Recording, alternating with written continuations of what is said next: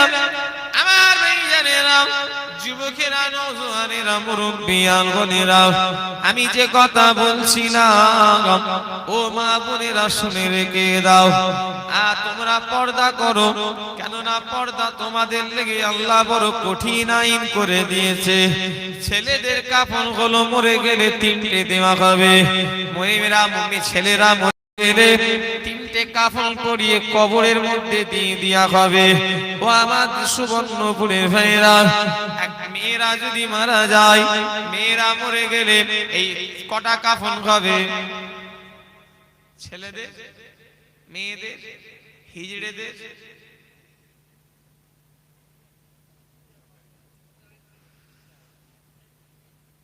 ছেলেদের কাফন কটা? মেয়েদের, হিজড়েদের। ও ঘুরিয়ে নিলে হবে।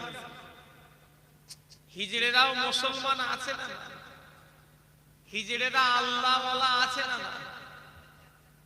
হিজড়েরাও আল্লাহওয়ালা আছে। আল্লাহওয়ালা কি? আল্লাহর ওলি অনেক আছে। কথা নেবেন? হাজী সাহেব আছে হিজড়ে। কথা বলেন না। তারা মরে গেলে কি হবে?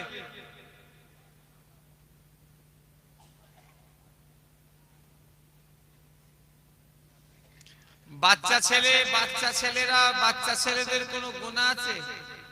এর কথা বলে না। কোনো গুনাহ নেই। তারা মুসলমানের বাচ্চা, যদি কোনো অন্য ধর্মের বাচ্চারা মরে যায়, তারা জান্নাতে যাবে না জাহান্নামে যাবে?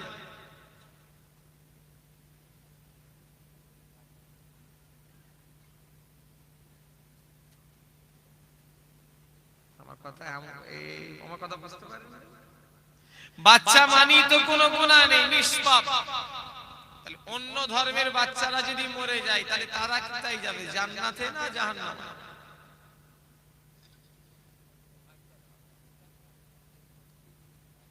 ইনি বলছেন জাহান্নাম।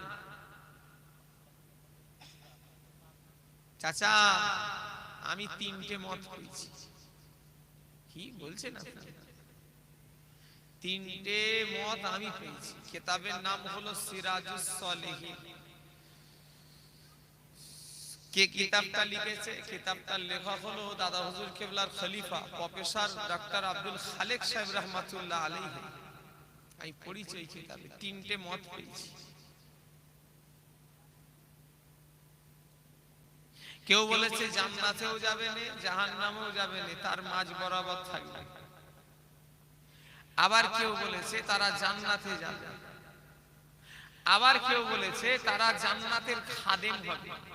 কি বলে খাদেম? মানে জান্নাতীদের খেদমত করবে। এরপরে লেখা আছে আল্লাহু আলিমুল গায়ব। 3টে মত লিখে হুজুর লিখছেন আল্লাহ ছাড়া তাকেও জানে। ছাড়েন। তাহলে মেয়েদের কাফন কটা? 5টা। ছেলেদের 3টে। কটা বেশি? 2টো। কেন বেশি করলেন আল্লাহ? আল্লাহ পাক এটাই বুঝাতে চাইলেন যে ও মেয়েরা, আমি আল্লাহ তোমাদের ঘরে পর্দাটা এত কঠিন আইন করে দিয়েছি, ছেলেদের তুলনায় তোমাদের কাফন 2টো বেশি করে দিলাম। আল্লাহ রাসূল বলছেন, আবু ইয়ার সিদ্দিকীর কথা নয়, স্বয়ং রাসূল পাক বলছে, শুনে রেখে দাও। তোমরা যেমন মৃত্যুকে ভয় করো, ও মেয়েরা, তোমরা যেমন মৃত্যুকে ভয় করো, তোমরা তোমাদের দেওরকে ওই রকম ভয় করো। আমি নিজে পড়েছি, আল্লাহর কসম খেয়ে বলছি, রাসূল পাকের কথা যদি কেউ ইচ্ছা করে বেনিয়ে বলে, ও জাহান্নামে হয়ে যাবে। আল্লাহর রাসূল বলছেন, তোমরা যেমন মৃত্যুকে ভয় করো। মানুষ মরণকে ভয় করে না? করে না? মরণকে এত ভয় করে, মরণের লেগে মানুষ জমি জায়গা বিক্রি করতে। বাঁচার এত শখ, বাঁচার এত শখ, মানুষ কি না কি করে, তারপরেও সে বাঁচতে পারবে না। মানুষ এখানে যে কটা লোক আছে, মৃত্যুকে একটা ভয় করে না? করে না? আল্লাহ রাসূল বলছেন, মেয়েরা, এক লিচুতলার মা বোনেরা, সুবর্ণপুর পাথরঘাটার বেগমগার মেয়েরা, শোনো, রাসূল পাক বলছে যেমন তোমরা মৃত্যুকে ভয় করো, তোমরা তোমাদের দেওরকে ওই রকম ভয় করো। আমাদের সমাজের রেওয়াজ হয়ে গেছে, ভাবিকে চেপিয়ে দেওররা ডাক্তারখানায় নিয়ে যাবে, অমুক জায়গায় নিয়ে যাবে, কঠিন গুনাহ। শুনছেন না আমার কথা? রাসূল পাক যেখানে বলছে তোমরা মৃত্যুর মতো দেওরকে মনে করো, যেমন মৃত্যুকে ভয় করো তেমন দেওরকে ভয় করো। কি বলছেন আপনি? কেন আগুন আর মোম এমন একটা জিনিস, যতই মোম শক্ত হোক না কেন আগুনের কাছে তাকে হার মানতেই হবে। কথা ঠিক না ভুল বলেন? যতই শক্ত আর মোম করেন না কেন, আগুন কাছে দিলে ওকে গলতি। আল্লাহ ছেলে আর মেয়েকে আগুন আর মোমের ন্যায় করেছে আমার ভাইজানেরা, ও নবীর উম্মতিরা। আন-নিসাউ হিবালাতুশ শায়াতিন, মেয়েরা হলো শয়তানের জাল।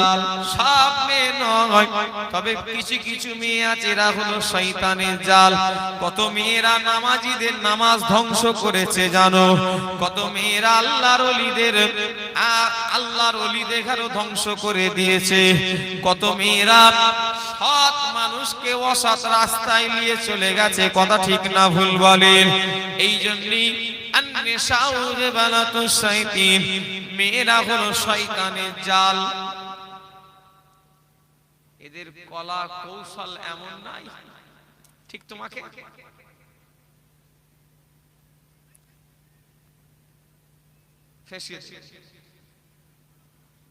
কঠিন। আল্লাহ মাফ করে। সব মেয়ে নয়, সব মেয়ে বলা গুনাহ। কেন? মেয়েদের ভিতরে নবীদের স্ত্রীরাও আছে। কথা ঠিক না ভুল? মেয়েদের ভিতরে কত আল্লাহ ওলি মহিলা আছে না নাই? আছে। মেয়েদের এত ওয়াজ করে যদি এখন এই দশা হয়, তাহলে আমাকে ওদের ওখানে চলে গিয়ে ওয়াজ করতে হবে। তা তোমরা পর্দার আড়ালে থাকো। এই কমিটিরা ওখানে গিয়ে বল আর হুজুরকে ঘাটাই নিয়ে আবার এত দেখে যাবে। আর তোমরা এইখানটাই কেন ওদের বসার জায়গা করেছো? এই সামনে বছরে যদি জলসা হয়, এদের গাড়ি সেই দক্ষিণ সারা ঈদগাহ, আর নাই সেই গুমাই পাঠিয়ে দেবে, আর নাই ঈদিকে কাউকে পাড়া পার করে ইয়াসপুরে দিয়ে দেবে। ওই গন্ধতে ইয়াসপুরের গন্ধ আছে, এই 4 দিন 5 দিন আগে জলসায় গেলাম, শিখি গন্ধ বলে রে বাবা। আমি 3 বার গেছি। আমি বললাম হ্যাঁ তোমাদের অসুবিধা হয় না? বললাম না হুজুর, আমার তো ওয়াজ করা যেন মনে হচ্ছে স্টেজ ছেড়ে দৌড়ো। আবার বললো হুজুর আপনি যে জায়গায় জলসায় এসেছেন যত গরু মরা রক্ত এইখানেই ফেলে ঘুরি। বললে এটা হলো গন্ধের সেন্টার জায়গা। বললো সেইখানেই আজকে জলসায়। সর্বনাশ করে। সে বেচারারা কি করবে, তাদের ওটা ব্যবসা। ও নবী উম্মতিরা, আমার ভাইজানেরা, যুবকেরা, নওজোয়ানেরা, মুরব্বিয়ান বোনেরা, ও মুসলমানের ছেলেরা, ও আমার মা বোনেরা, শুনে রেখে দাও। তাই আমি আমার মায়েদের বলে দিয়ে যাব, মেয়ে তো খাদিজাও মেয়ে, ফাতেমাও মেয়ে, আয়েশা আম্মা জান আয়েশাও মেয়ে, রাবিয়া বাশিরিও মেয়ে। আর আমাদের দেশেও ফাতেমা আছে। নবীর বেটি ফাতেমা আর লিচুতলার ফাতেমা কখনো এক হবে? কেন হবে না? নাম তো ওটাও ফাতেমা, ইও ফাতেমা। আল্লাহ নবীর বেটি জান্নাত হযরত ফাতেমা রাদিয়াল্লাহু আনহা জীবনে কোনদিন নবীর সাহাবীরা ওনাকে চোখে দেখে না। ও আমার ভাইজানেরা, হযরতে ফাতেমা কেমন দেখতে দুনিয়ার কোন বেগানা মানুষ জীবনে কোনদিন চোখে দেখে না। হযরতে ফাতেমা ইন্তেকালের আগে স্বামীকে ওসিয়াত করছে, মেয়েরা শুনে রেখে দাও, ফাতেমাও মেয়ে তোমরাও মেয়ে। হযরতে ফাতেমা ইন্তেকালের আগে হযরতে আলী স্বামীকে ওসিয়াত করছে, স্বামী আমি ফাতেমা যেই দিনে মারা যাব আমার লাশটা যেন দিনের বেলা যেন দাফন করে দেবেন না। স্বামী আমি যেই দিনে মারা যাব আমার লাশটাকে দিনের বেলা যেন আপনি দাফন করে দেবেন না। আমি ফাতেমাকে রাতের অন্ধকারে দাফন করে দেবেন। হযরত আলী বললেন, ও ফাতেমা, কেন এমন তুমি কথা বলো? হযরত ফাতেমা বলে, স্বামী আমি কেন এমন কথা বলি জানেন? আমি ফাতেমাকে জীবনে কোনোদিন বেগানা পুরুষ চোখে দেখি না।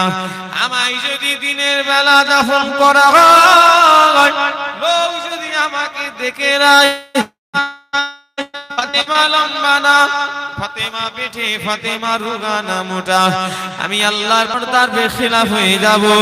আমাকে দুনিয়ার বেগানা পুরুষরা দেখে ফেলবে। স্বামী আমি এটা চাই না। ওই জন্যই আপনি আমাকে রাতের বেলা দাফন করেন। কেন না রাতের বেলা দাফন করলে আমি ফাতেমাকে কেউ বুঝতে পারবে না। যদি বলি এখন বোরখায় আবার পিছনে দড়ি হয়েছে। মানুষ বলে বোরখা পরলে পর্দা, ওই বোরখাতে আবার পিছনে দড়ি সিস্টেম। দেখেন এখনই নাকি কথা বলে না, পানি পড়ছে নাকি?